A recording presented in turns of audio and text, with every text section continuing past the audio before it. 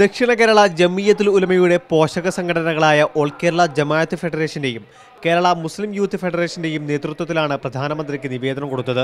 രാജ്യത്തിൻ്റെ പല ഭാഗങ്ങളിലും വർഗീയ കലാപങ്ങൾ നടക്കുകയും ആ കലാപത്തിലൂടെ നൂറ്റുകണക്കിന് നിരപരാധികൾ വധിക്കപ്പെടുകയും കലാപകാരികൾ രക്ഷപ്പെടുകയും ചെയ്തുകൊണ്ടിരിക്കുന്ന ഈ സാഹചര്യത്തിൽ വർഗീയ കലാപ വിരുദ്ധ ബില്ല് ഉടനെ തന്നെ പാർലമെന്റിൽ അവതരിപ്പിച്ച് പാസാക്കണം. കേന്ദ്ര സഹമന്ത്രി കൊടിക്കുന്നിൽ സുരേഷ്, ഇ.ടി. മുഹമ്മദ് ബഷീർ MP തുടങ്ങിയവരും സംഘത്തിലുണ്ടായിരുന്നു. കേന്ദ്ര ആഭ്യന്തരമന്ത്രി സുശീൽ കുമാർ ഷിൻഡെയുമായും ഇവർ കൂടിക്കാഴ്ച നടത്തി.